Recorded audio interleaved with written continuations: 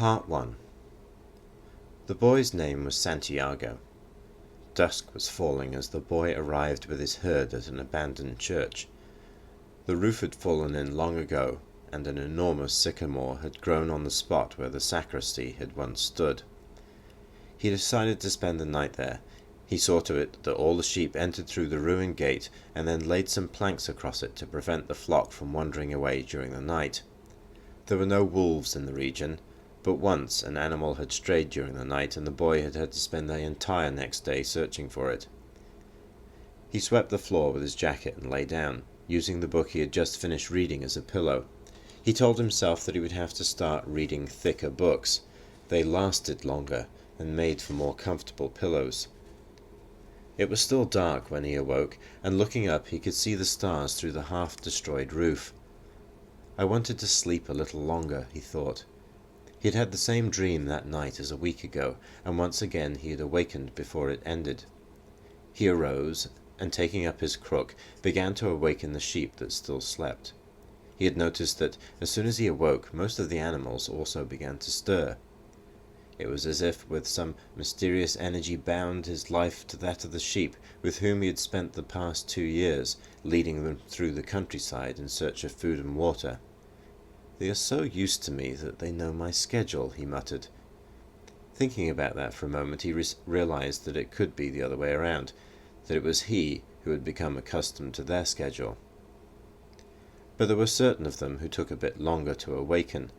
The boy prodded them one by one with his crook, calling each by name. He had always believed that the sheep were able to understand what he said, so there were times when he read them parts of his books that had made an impression on him, or when he would tell them of the loneliness or happiness of a shepherd in the fields.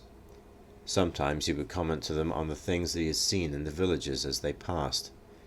But for the past few days he had spoken to them about only one thing: the girl, the daughter of a merchant who lived in the village they would reach in about 4 days.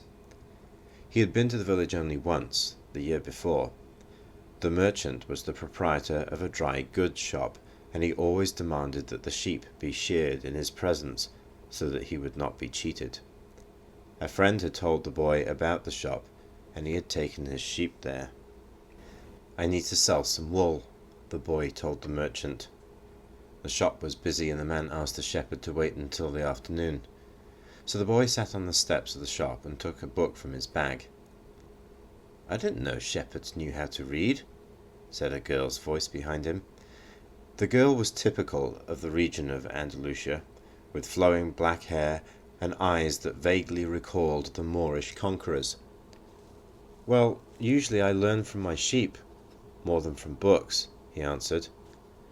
During the 2 hours that they talked, she told him that she was the merchant's daughter, and spoke of life in the village, where each day was like all the others. The shepherd told her of the Andalusian countryside, and related the news from the other towns where he had stopped. It was a pleasant change from talking to his sheep. "How did you learn to read?" the girl asked at one point. "Like everybody learns," he said. "In school." "Well, if you know how to read, why are you just a shepherd?" The boy mumbled an answer that allowed him to avoid responding to her question. He was sure the girl would never understand. He went on telling stories about his travels, and her bright Moorish eyes went wide with fear and surprise. As the time passed, the boy found himself wishing that the day would never end, that her father would stay busy and keep him waiting there for 3 days.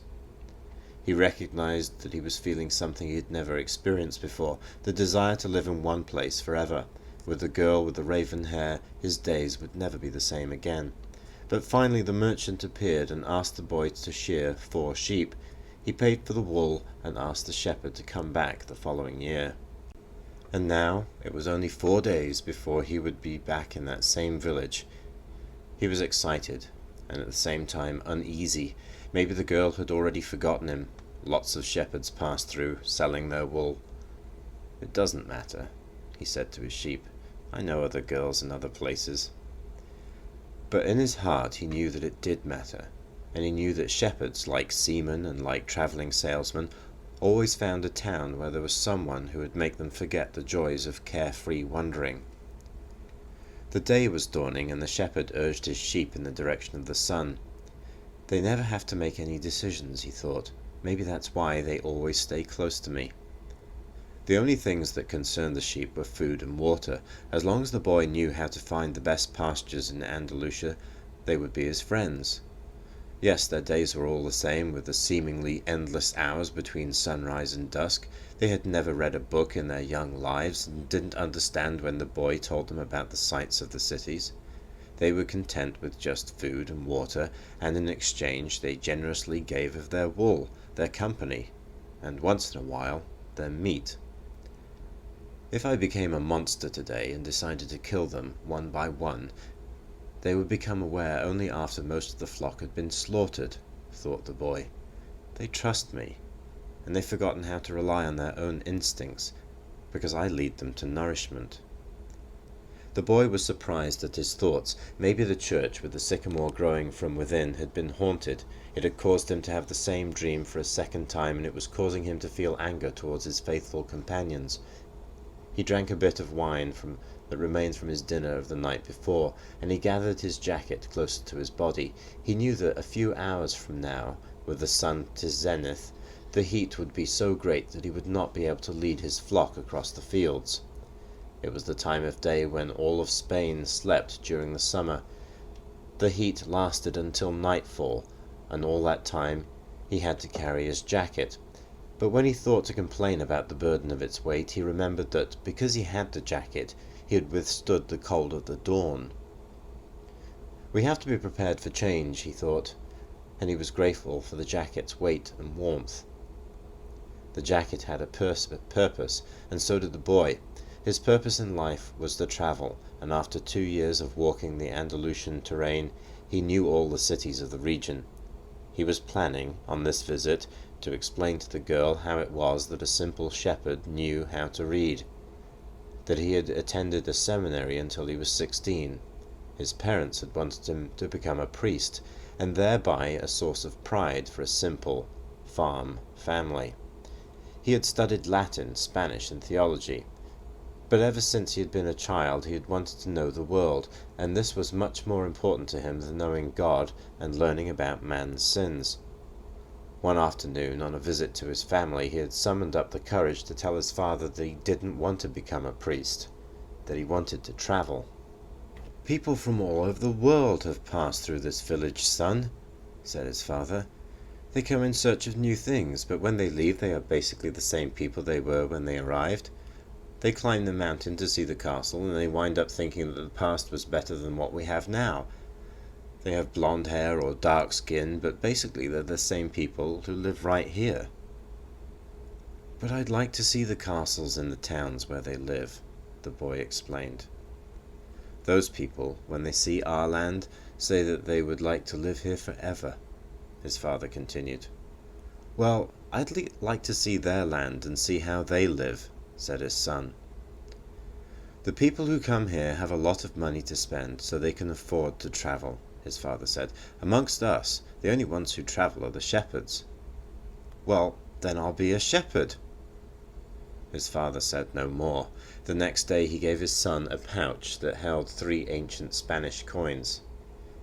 "I found these one day in the fields. I wanted them to be a part of your inheritance, but use them to buy your flock. Take to the fields, and someday you'll learn that our countryside is the best and our women are the most beautiful." And he gave the boy his blessing. The boy could see in his father's gaze a desire to be able himself to travel the world, a desire that was still alive despite his father's having had to bury it over dozens of years, under the burden of struggling for water to drink, food to eat, and the same place to sleep every night of his life. The horizon was tinged with red, and suddenly the sun appeared. The boy thought back to that conversation with his father and felt happy. He had already seen many castles and met many women, but none the equal of that one who awaited him several days hence.